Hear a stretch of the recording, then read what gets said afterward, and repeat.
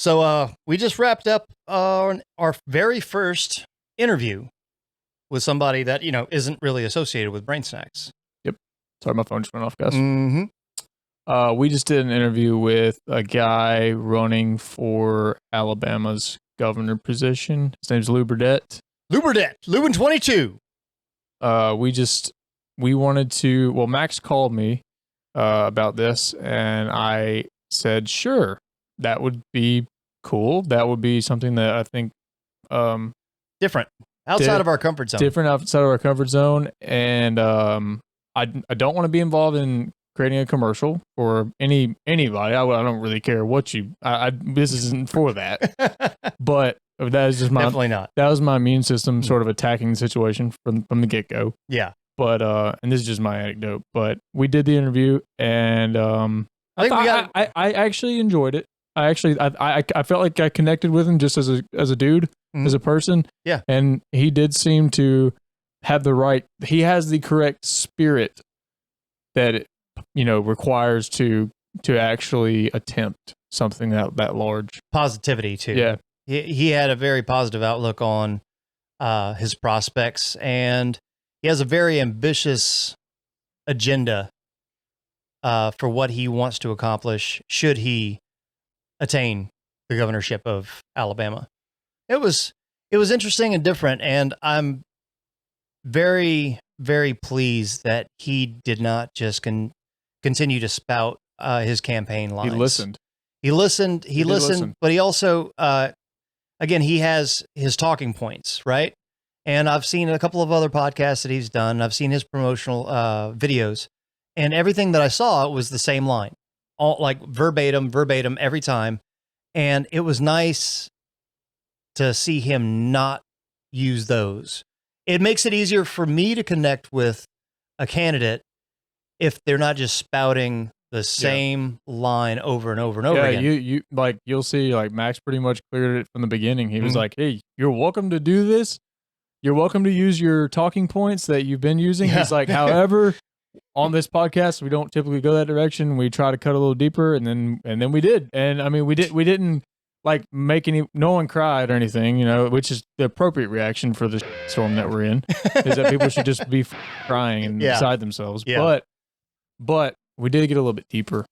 He makes and his assistant or manager, campaign manager, whoever, he did like sort of reactively after we finished, he exclaimed, he was like, you sometimes get people that just try to blow smoke and they're like, you guys are great or whatever, which I like. This isn't what it's about. It's not about us or anything. But he did say that out of all the radio, podcast, TV, he said that we did like ask the best sort of questions, and like that was a good interaction. Like, so maybe it's a little Brain Snacks Real Talk. It's different, special edition. Yeah, I think Lew definitely comes off a lot more relatable in the podcast setting today than I've seen previously. Now, this is also the first time that I've met him in person. So I had been in contact with his campaign manager and a friend of his who actually is the one that introduced me to Lew. Again, I didn't know what to expect with him coming in. I didn't know what to expect out of our first interview. But I enjoyed it. I feel like we learned quite a bit about what Lew is about, what kind of person he is. Obviously, you can't completely gauge get the measure of a man in an hour. Yeah. But I think it went a long way for how I interpreted his messaging. Yeah. I agree. It clarified a lot for me. Yeah, for sure. So we would like to state that we do not necessarily endorse any political candidate. You should make your own decision. Do your own research. Go to, if you feel like learning more, you can go to lewin22.com and read some more of his backstory. Read what his where his stance are on certain issues and certain policies that he would like to implement. I don't know if I'm going to vote in the primary for him or not. But the interview did make him, he is a very likable person. I can say that. Which is not necessarily a good thing. But in this case, like, I made some deep eye contact with this dude. You'll see. I don't know if you can see it, but like, I mean, Yeah. like, you know, and he may see this, and that's cool. But he'll see it. That's not what it's about, man. Hi, Lew. Hey, what's up? I didn't know about you. Thank you. I still don't know about you, but we had a good talk and made a lot of eye contact. And I like just speaking to that, likable isn't necessarily good because there's a lot of people that are likable that have evil. But it didn't. And I'm not trying to be woo woo. I'm saying people that just know the right thing to say. I felt like what we got was candor and a lot more responsiveness and not just canned. It wasn't canned. I mean, it was as canned as it needed to be for an hour, but there weren't any like things where I was like, "Oh, this guy's cracking." Yeah, it wasn't like that. No, he seemed to have genuine responses to what we were saying. He came off as very genuine, and I didn't really get any sense of manipulation. Yeah, which is important to me, especially as a voter. So he didn't blow smoke. He just said, you know, he agreed with you on a lot of topics that you brought up, which was, you know, I'm not going to go into that right now. Let's just roll the episode, shall we? Everybody wants to be something they're not and have shit they ain't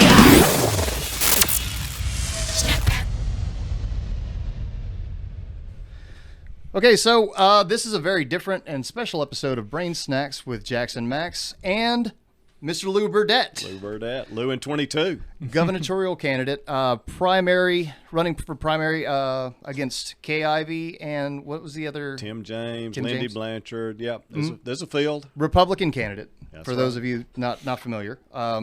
We are in a very conservative state. We are. A very conservative state. And what are you bringing to the table that's different from the flavor of conservatism that we already have in the state of Alabama? Well, I'm not a lifetime politician. You know, that makes me different. I've never run any kind of race. My name's never been on a ballot, and I'm a common sense business guy. I've spent my whole life in the business world, running something. Worked in my dad's grocery store not far from here in a little East Alabama town called Roanoke. It wouldn't give anything for growing up in a small town values, in a small business, you know, and that's why I'm such a staunch defender of small business. And you're running a business, you know. Oh, yeah. So, you know, so that's near and dear to my heart. And, you know, I know that growing up like that helped me be successful at Books A Million, where I worked my way up to be Chief Operating Officer. What position did you start at when you started at Books A Million? They didn't even have a title for true, because, I mean, we were so small. We only had mall stores. We weren't even called Books A Million. I started with them in 1985. We were called Bookland because they were like Waldens and Daltons. Your audience don't even know what a Waldens and Daltons is. No, that's I definitely don't. yeah. I mean, they were bookstores in a mall. You know, they were small. Yeah. You know, in like a typical mall store. Right. And then we opened the first large store we called Books A Million in 1987, and we knew it was an instant success. And, and you know, I think I had a district manager kind of title. You know, I had a special events and marketing kind of title, and then director of, you know, but when it became clear that my, you know, area of really expertise was managing people and growth and all of that, I became director of operations, VP of operations, and then executive vice president of operations and chief operating officer. And I worked my way up, you know. Fantastic. Now, did you come by applying for that job, or did they seek you out for that job? Yeah, it was on Valentine's Day. I'll never forget. I was living in Florence at the time. The family, it was a family-owned business also at that time, and you know, we had about 30 stores doing about $26 $6 million in volume. We had 250 employees. This is in the 80s. That's a lot of money back. Yeah, that was a lot, you know. And it was Valentine's Day. I was buying a Valentine's card, and the guy that was running Books of Me, and I'd known from the University of Alabama. We were in school together. He said, "Hey, Lew, I've been thinking about you. We're about to grow this chain of stores, and you know, if you ever, I know you grew. You know, I was a finance major at Alabama. I know you grew up in business. You know, your dad owned a grocery store. I know you know retail. Right. You know, we're retail. Right. You know, if you ever think you might want to join us, you know, let me know." And I mean, I was stirred immediately. I knew that was the next journey, and I called him back the next week, and I was hired. I started with him within like 2 weeks, 3 weeks. Fantastic. Yeah. That's awesome. That's awesome. So after you left Books a Million, I did a little homework. I did a little homework. Yeah, I know. I don't really do. I never did homework in high school. It's not very rock I hated high school. Homework. Yeah, you just checked me out a little bit. Yeah, but I had to do a little research on it. Yeah. But I saw that after you left Books a Million, you and your wife started a business. Yeah, called Kindred. Is it a Christian bookstore? Same kind of format, but focused on Christian kind of product. But we carried general market books too, because you know, our idea was with this store, which was just a phenomenal success. We opened in Center Point, Alabama, was to incorporate large Bible department, large gift department. Some of it may be religious or not. Yeah. You know. Okay. Right. Had CDs back in the day, music, heavy in music, yes. heavy in homeschooling. Nobody was doing big homeschooling departments, and that was a major part of our business. We had a big cafe in there. Selling the curriculum? Yeah, the curriculum. Okay. Yeah. And then we had a cafe in there that was larger than normal, larger than a Books a Million cafe, because we had live entertainment every Friday and Saturday night. Amy Grant, Vince Gill came to our store. We had over 2,000 people at our store in Center Point. So you had Alabama. Almost like a live music venue as well. It was every Friday and Saturday night. That's pretty cool. We need more of those. But we would have national artists in too, Christian artists generally, you know, that had a new CD release back in the day, you know, because this was the late 90s. And so it's just a great success. Unfortunately, we opened the second store in Nashville, Tennessee, a month after 9/11. We opened that store on October the 15th. And we just couldn't weather the storm. I mean, the economic fallout from that, nobody was buying anything. Small startup company, we just couldn't weather the storm.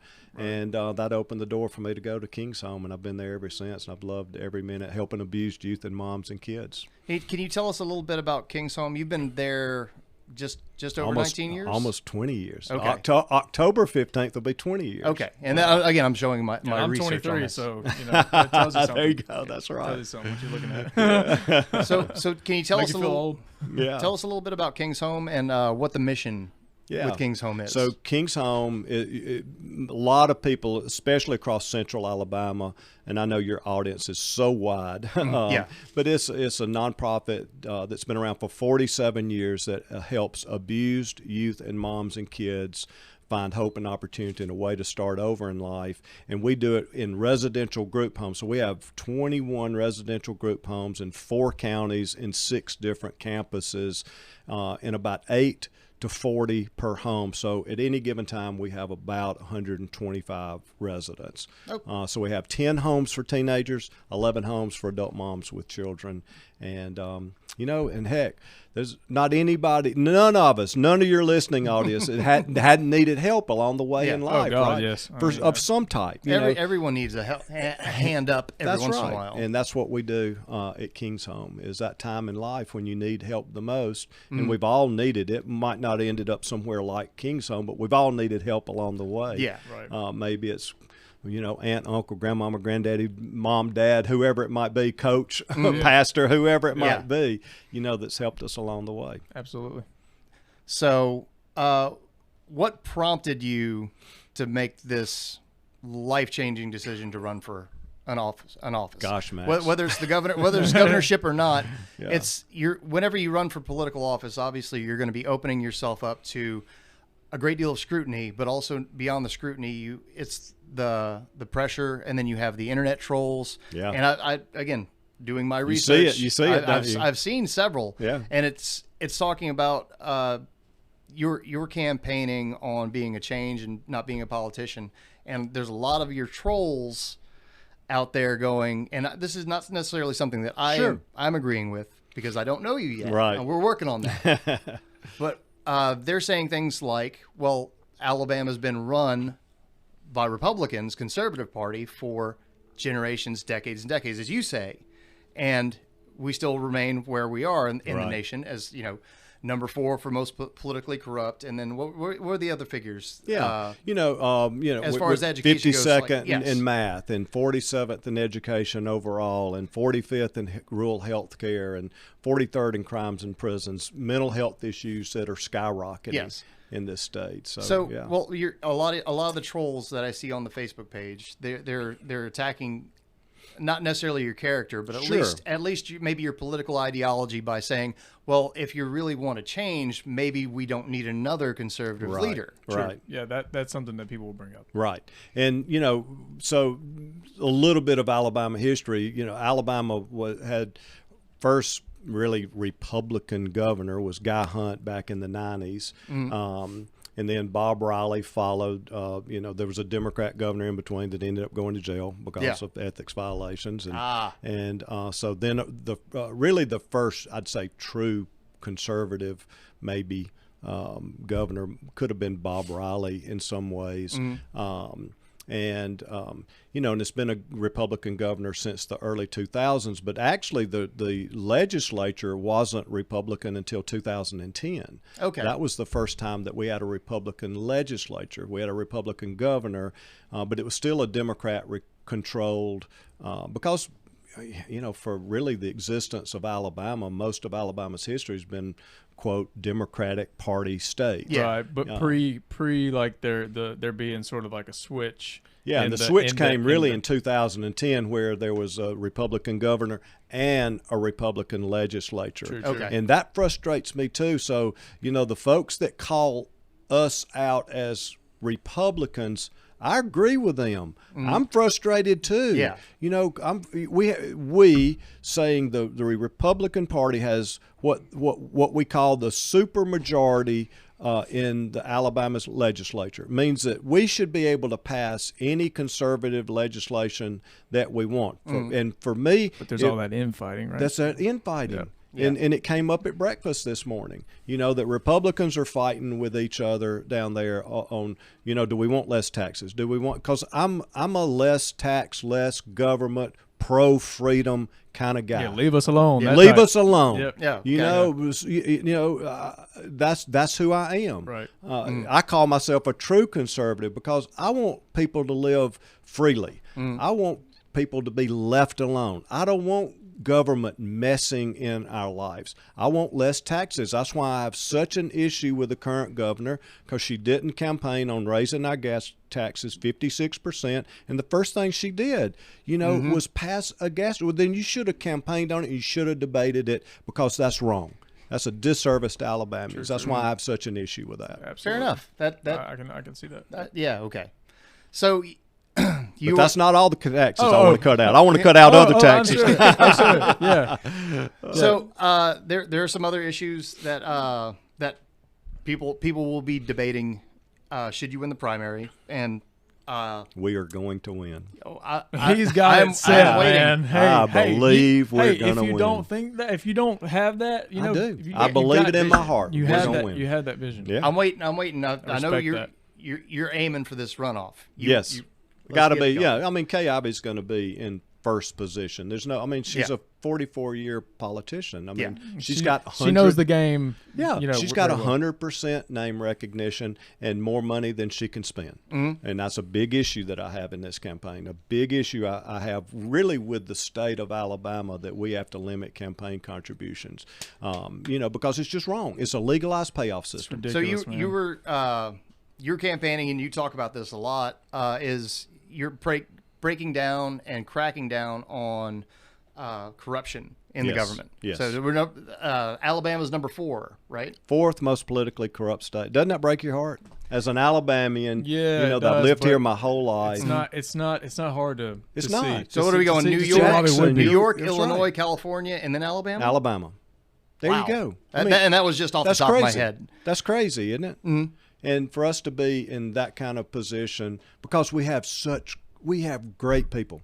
We have a great state. You know, why do we have this corrupt environment? Well, just follow the money, right? Yeah. Just follow the money. It's always just the money. It's always the money. And it's like the oldest trick, and then we just keep Right. falling for it over and over again. And we can't restore trust in Montgomery till we limit the money. Right. You know, and it flows through all the lobbyists down there. It flows through PACs that we've never heard of. The governor's just received in the last month, 45 days, $1.75 million from a DC PAC. $1.75 million from a DC PAC. Nobody can find out anything about.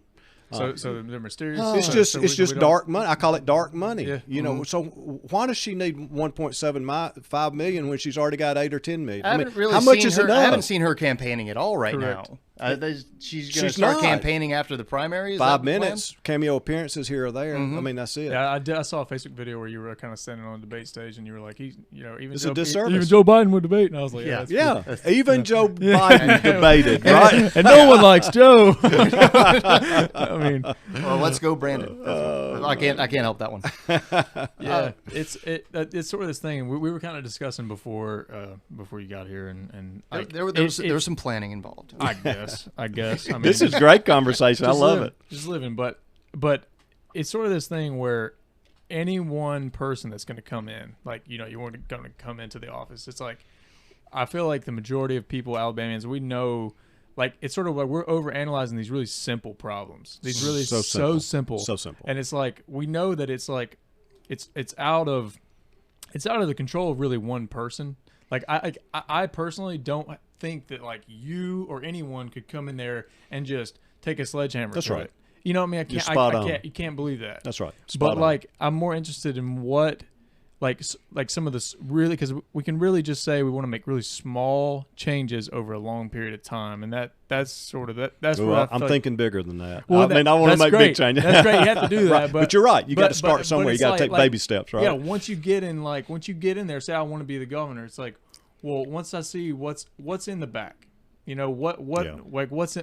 the dirt at? Like what exactly? I come in here with a great heart, and what are these forces that maybe you're looking at? Like I'm kind of curious. Yeah. Like I don't know how specific you want to get, but like, Sure. What are some of the things that like change? Humble beginnings to is it just money? Is it just the seduction of just money and just that corrupts the politicians? That does corrupts the corrupt, politician? yeah. Because everyone knows that like In the next election, I think that's why I'm so for term limits. Yes. We got to have term limits because once they get in and get entrenched and they get all that money and they're receiving all, that's like I say, it's campaign contributions. It is a legalized payoff system, Right. and they become entrenched. You can't never get them out. Wasn't meant to be a lifetime job. I'm 63 years old. It ain't a lifetime job for me. Yeah, that's a fair argument. And so I'm going to work for term limits. And that's when I think then we can start making some real change in Montgomery. When we stop the flow of money,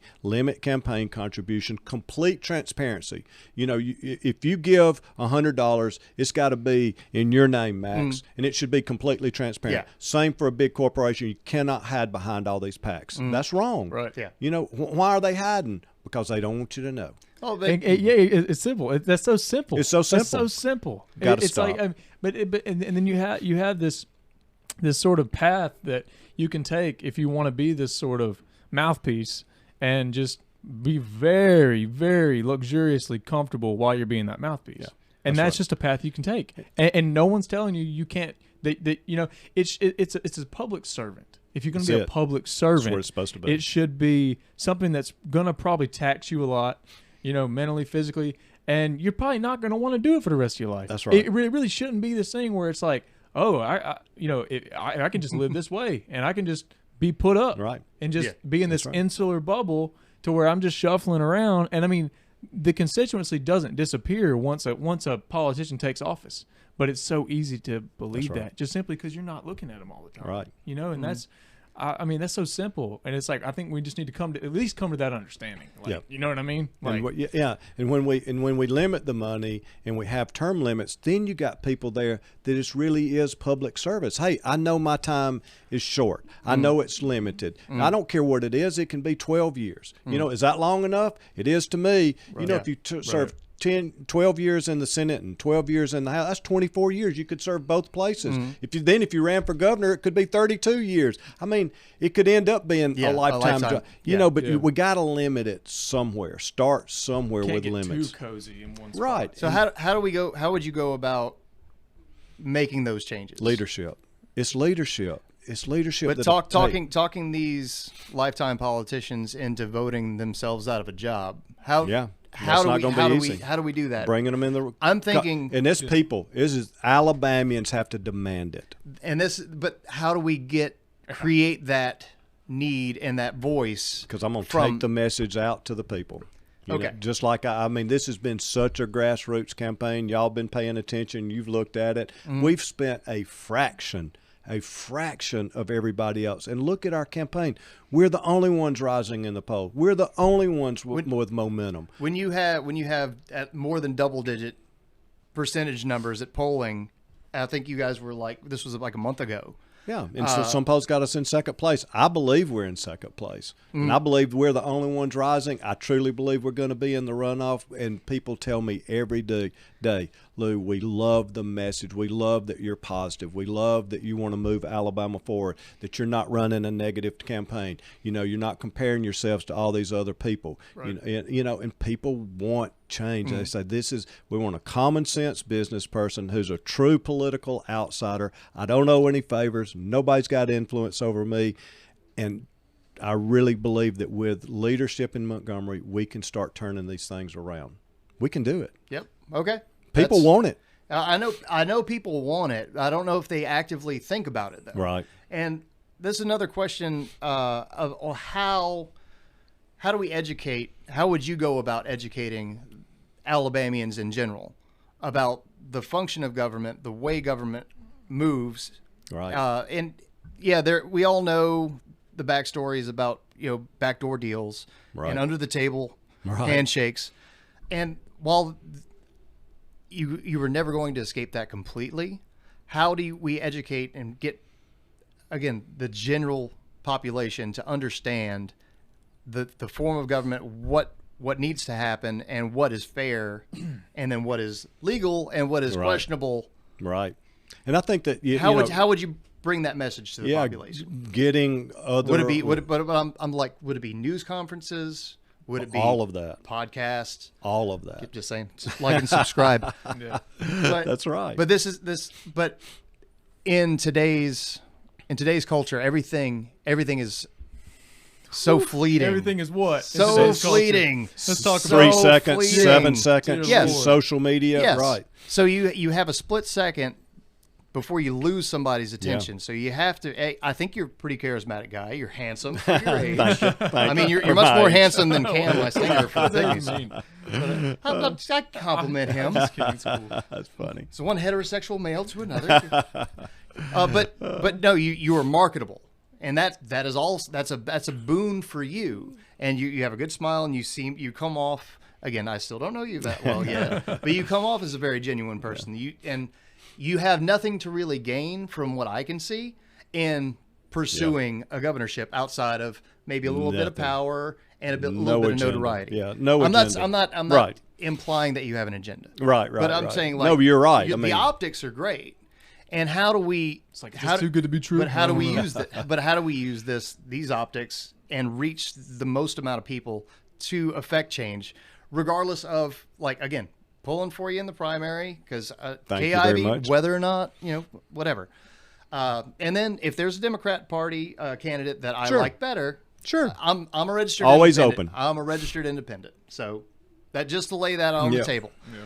But that doesn't mean that I can't appreciate or understand your values or your views or your vision for the future of Alabama. Right. I like, as far as the future of Alabama and educating the populace on the corruption and what needs to change in term limits. Right.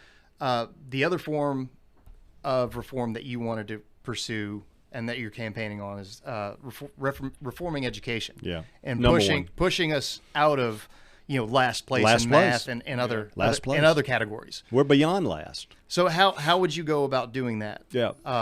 And just touching 1 second on, what you brought up about leadership, and because it truly does take leadership to get other legislators on board, because they want leadership. They're starving for leadership. Right. Somebody that's got their back, somebody that wants to move this state forward, somebody that's got vision, somebody that's working for the right thing, and they're not seeing all this payoff system. They're not seeing the corruption. They're saying, hey, not only is that guy wanting to move Alabama forward, he's not taking all that money. He's not bought and paid for. Those folks truly don't have influence. So we want to be a part of that. Yeah. I think other legislators are hungry for that kind of leader that will stand up for what's right, and they'll say, yes, I'll get behind that. And the same for education. That's why education has got to be number one. All right. What changes? You mentioned in a previous podcast. Yep. You mentioned that DeSantis in Florida did a Right. great job of moving Florida from like 27, 28, up to like third or fourth. Yeah.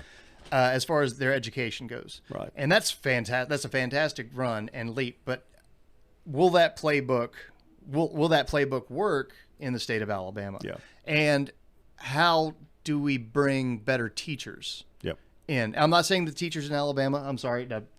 I have many friends that are teachers in Alabama. We have great teachers and great schools. We really do in this state. Yes. We have some great teachers. But we'll get that off the table. Yes. Yeah. Off the table. But We can't be pointing but fingers at do people.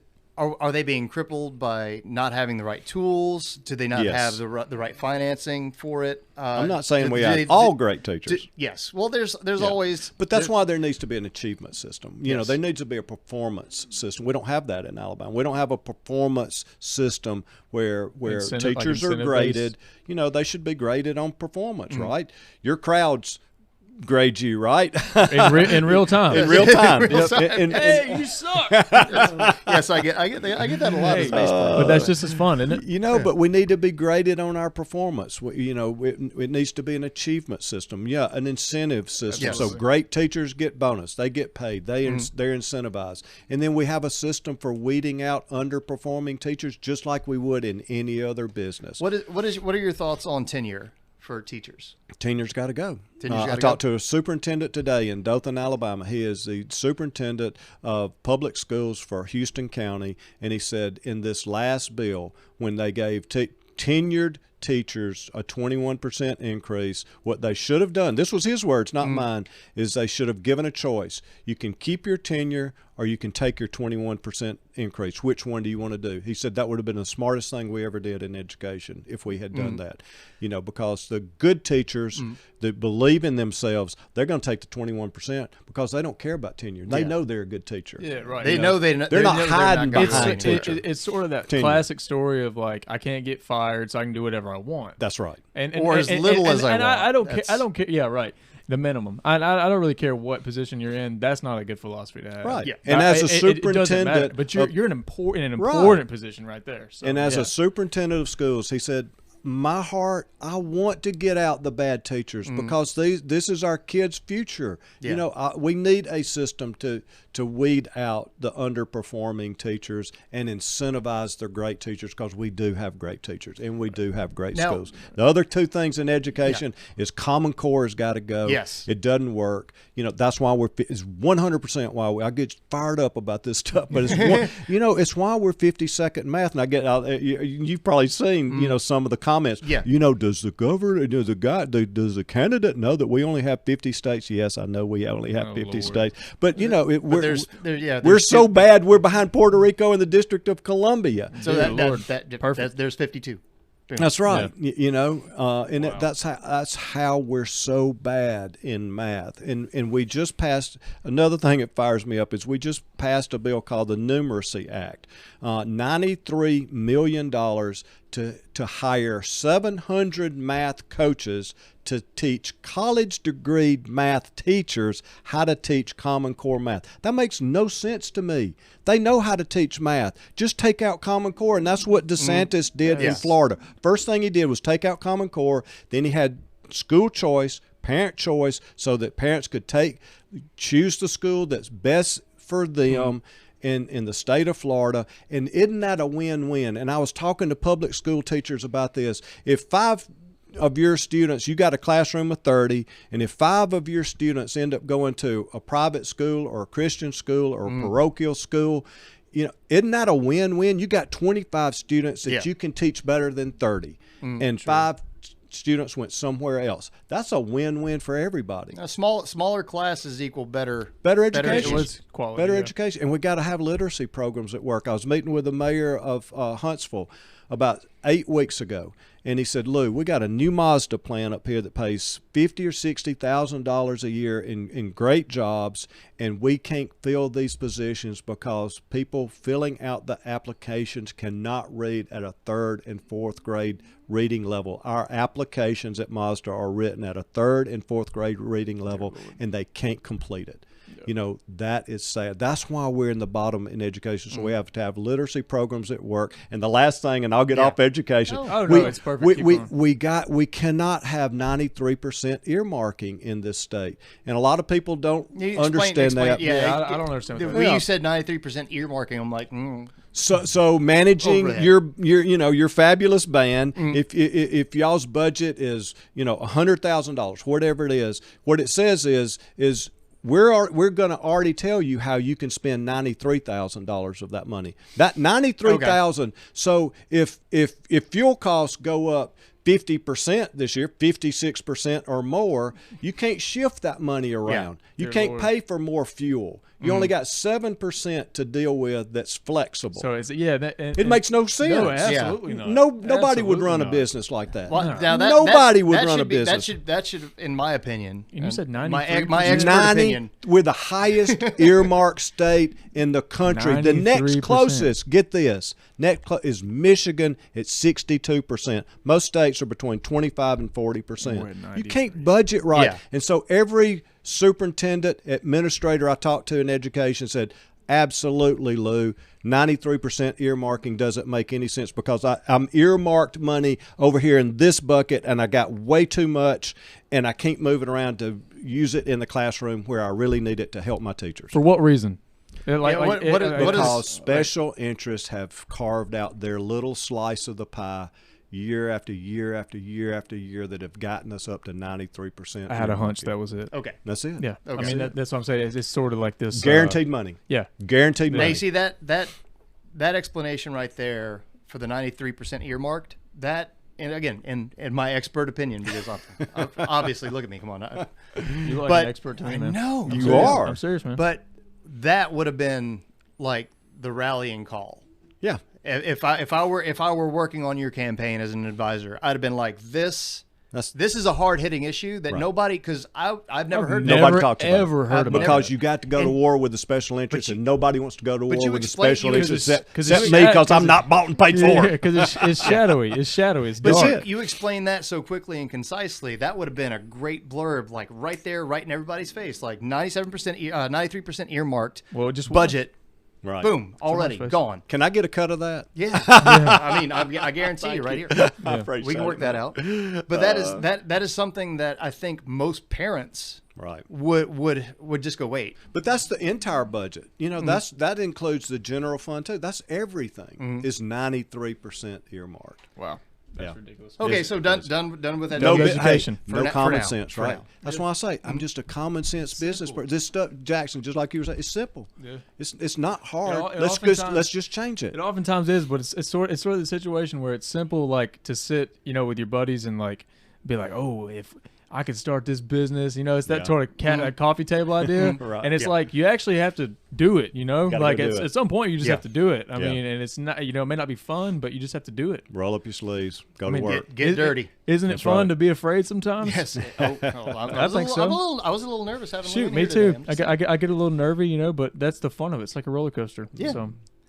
So moving on past the education, Well, one more touch on education. Okay. Would you involving the end of vocational school into thank you. the end of the high school? Thank you. You brought that up in one of your talking points. And I call it dual enrollment. I think we need dual enrollment statewide. We do have some school systems that have that. And what that means is if you're choosing as a young person to go career tech path, you can do that and already be partnering with the nearby community colleges, because we got 26 great community colleges statewide. Mm-hmm. You know, be partnering on that vocational career path, if you want to call it that. I call it career tech. Yeah. Or if you're choosing to go the 4-year college route, you can be doing that too. Either one, but it gets our young people on a path to success in high school. They're already, and that's what we do at King's Home. We're getting our kids on a path to success. Hey, choose the direction you want to go. What interests you, whatever it might be, because there are great paying jobs all over the state if people are trained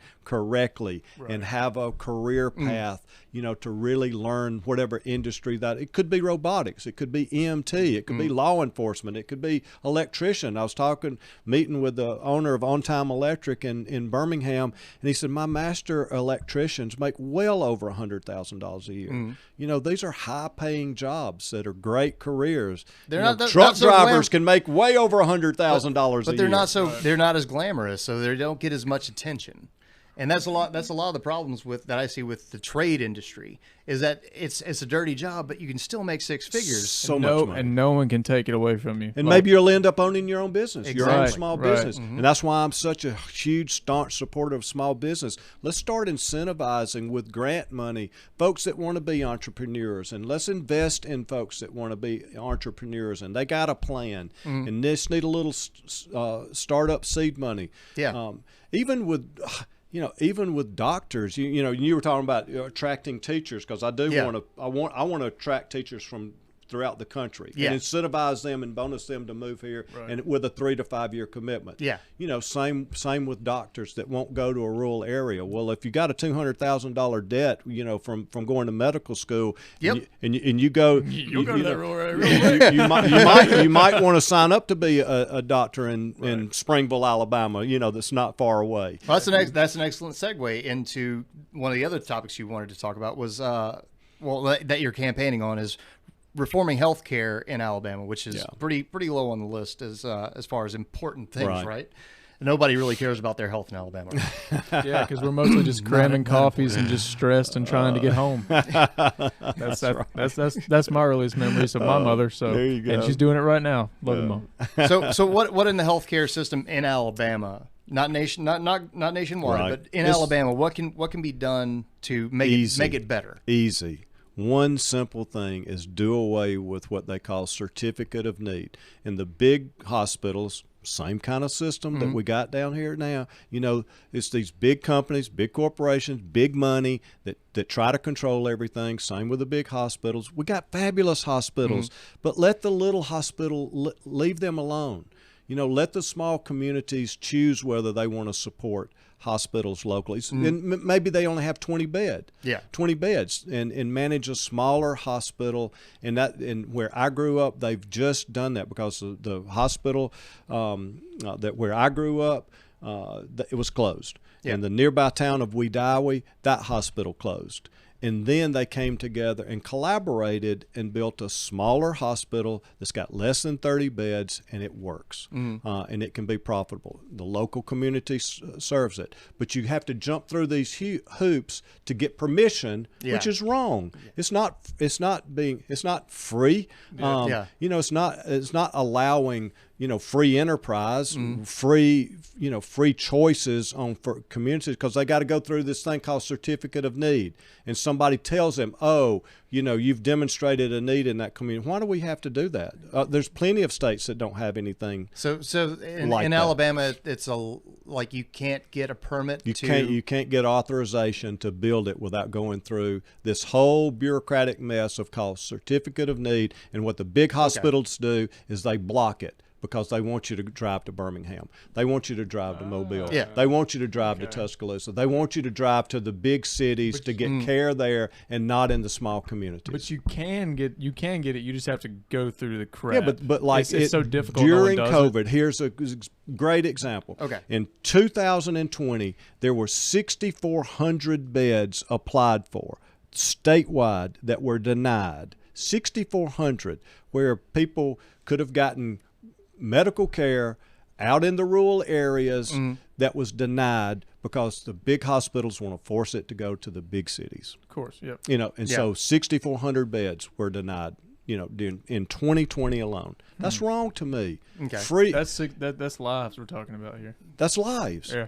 You mentioned my experience when I was 15 years old. I was kidnapped and shot and stabbed and thrown in a well to die. Well, I didn't have an hour to go to go to Auburn where they would have taken me. That's got to be close to your heart. It's close to my heart. I'm passionate about that. Yes, that's right. I mean, I shouldn't have lived anyway. I mean, let's get that off the table. Crazy. I shouldn't have lived anyway. But I didn't have another hour for them to drive me all the way to Opelika to East Alabama Medical Center. Yeah. And that little hospital that eventually closed, that's where they took me to the emergency room that night. right. I'm glad that you survived that. 'Cause this so far has again, been nice. This is this is a very special episode because we've never done interviews. We interview each other all the time. We usually just Gotcha. We shit banter. talk politicians all the time. Hey, you're trying something new. yes.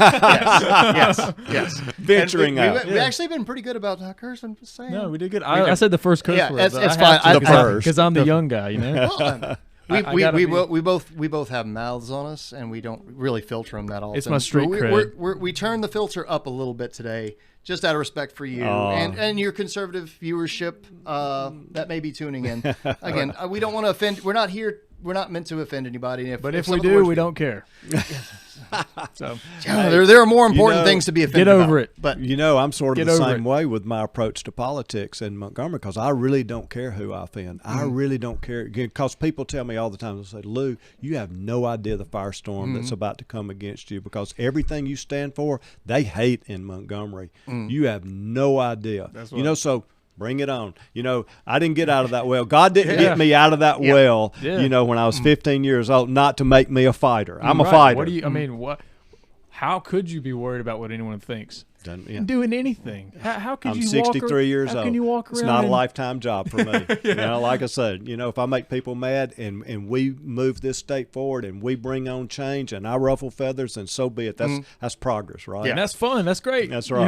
That's right. That's a fun ride. That's you right. know? Hey, we know what we've been doing with lifetime politicians doesn't work because that's what's kept us in the bottom. Because lifetime politicians are down there, they're saying, "Oh, well, I can't make that guy mad, that person mad. Oh, I can't make that group mad." So nothing ever changes. And we're all doing it micro too with our families and our friends and our interpersonal. We're all sort of like playing these different roles, but it gets turned up whenever you're in a position of power. And you're not just dealing with your own crap, you're dealing with everybody. Yes. So we have something to say about it. There's Jaxon. He's calling out the crap now.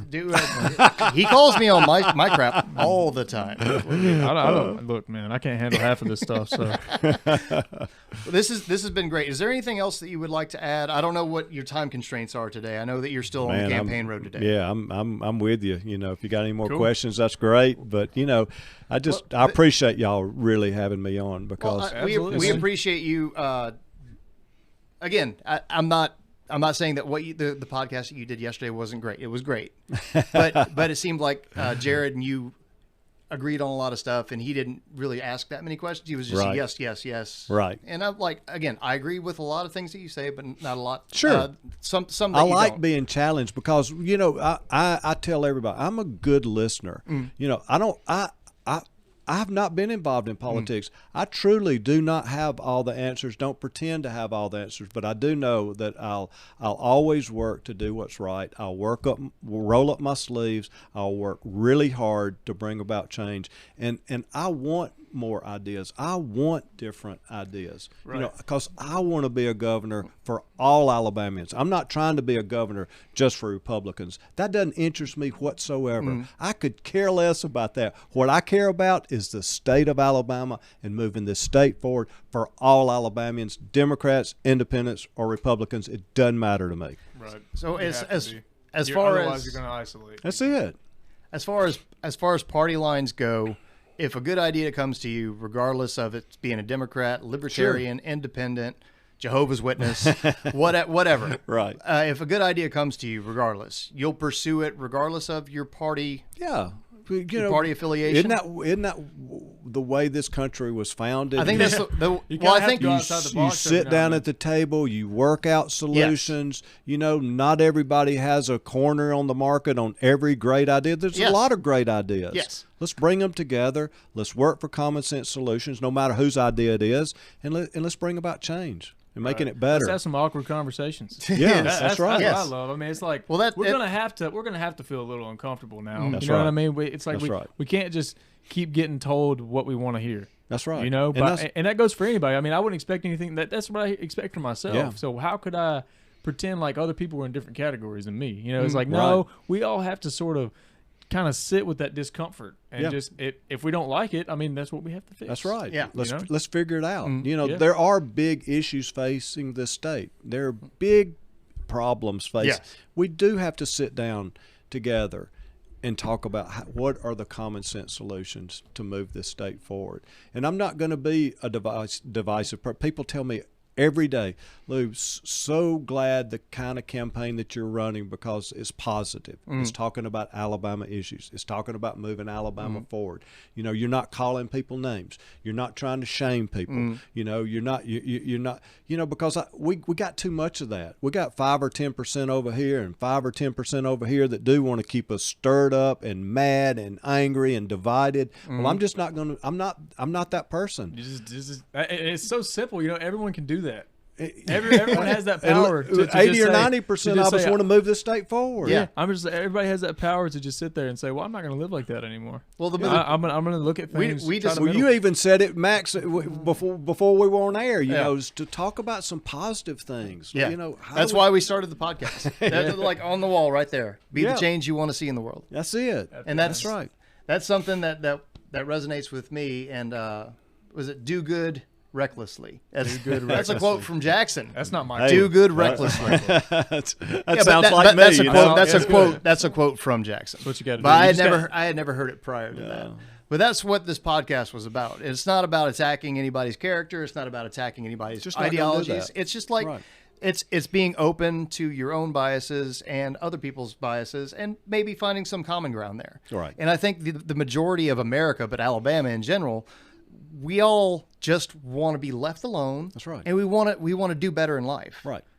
Live That- happy yes. and free and have a joyful life. And be that's left alone. That goes across party lines. Everybody just wants what's Right. best for what they think is best no for their matter family. what our choices are in life. That's why I'm not going to shame people for their choices. I've made a lot of bad choices in my lifetime, right? I learn from those. You grow from them. You try to do better. Here comes the scoop. Mark this. This goes news station. No, I'm kidding.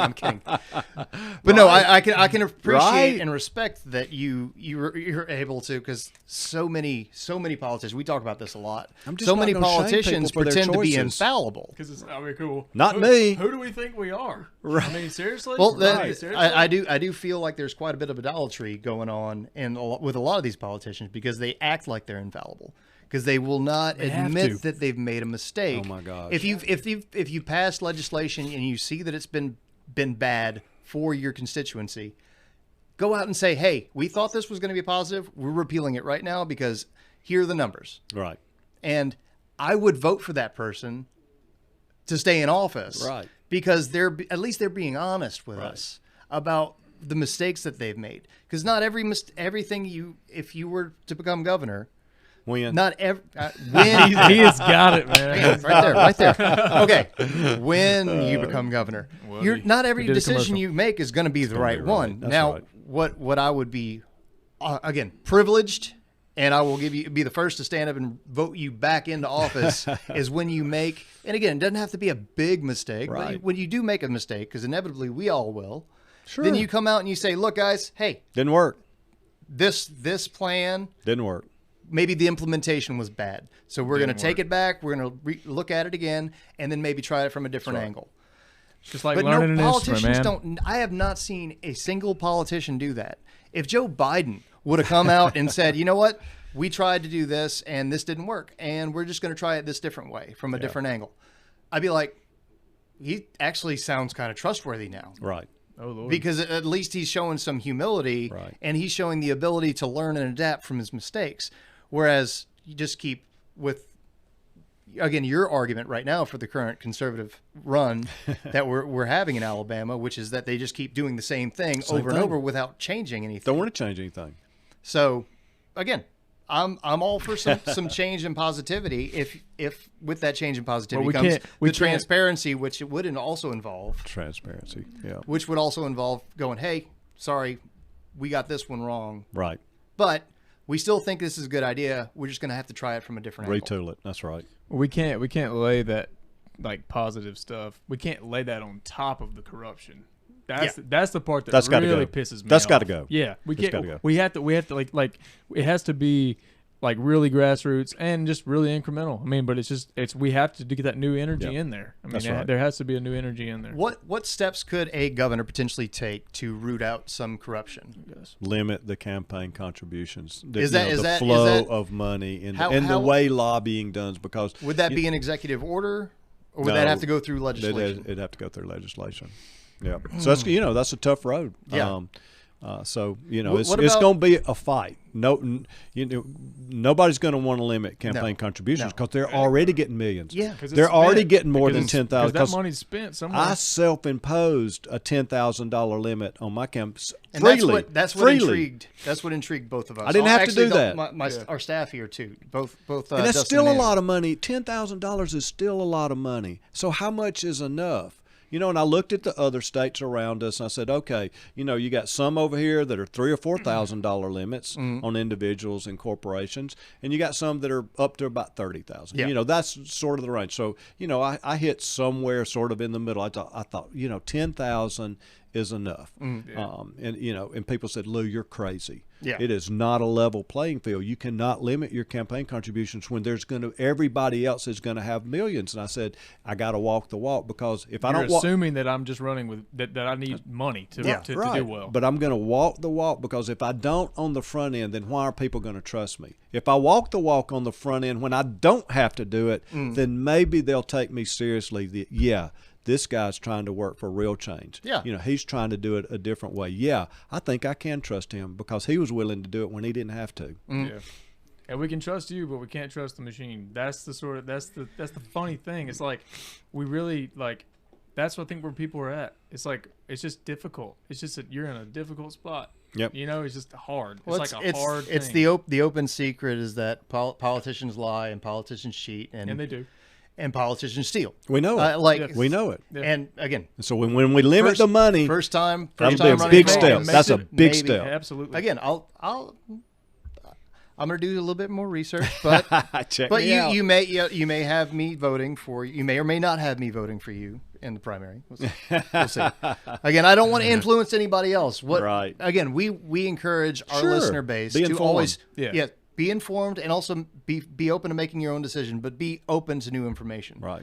And again, I've really enjoyed this Thank you, conversation. Jackson. Thank you This so this much. was a little bit different than I expected, and you were a whole lot more comfortable talking with us. Than I expected to get beat in the face with a Bible or something. Oh no! I was just not me. No offense. I respect your right 100% to hold any belief you want, Sure, just as sure. anybody. Yeah, I'm just, serious. Just as anybody, right? Just don't try to convince me of Exactly. anything. I'm not trying to convince you that the color blue is the best color there is. That's right. You know what I mean? I'm just not. I'm not going to do it. Right. So- Right. So- But we can still sit down at the table, and we're not. None of us are ever going to agree exactly on everything Stop expecting to. Yeah. Not expecting to, but we can still sit down and have fun and respect each other and listen. And that's all I'm asking of legislators in Montgomery. Hey, let's sit down at the table. Let's listen to each other. We're not always going to agree. We may not ever agree, but we can still respect each other. We can listen and try to work for common sense solutions to move our state forward. That sounds mighty familiar. We talk about that a lot. Yeah. That's it, man. It's not hard. And things just come up, and that's the nature of conversation. And that's why I'm asking people to check me out. Yeah. Check me out at lewin22.com. Find out about me. Social medias, lewin22.com. I'm on every social media platform, Facebook, Twitter, Instagram, all of that. Check me. We've got a lot of content there. You can see where I stand on issues. You can see videos about me. You can see all kind of stuff. So Lew Burdette, gubernatorial candidate. Lewin22.com. There you go. Thank you so much for your time. Max, this has been man. great. Jaxon, it's been great. Thank you so much. Had a blast. Any more information that you want, it will be in the description. Also, we will be sharing this with the campaign as well. They will have it up on their social media. And also, if you're watching this on the Velcro Pygmy page, come see us with Dowie on Saturday. Have a good night. Thank you.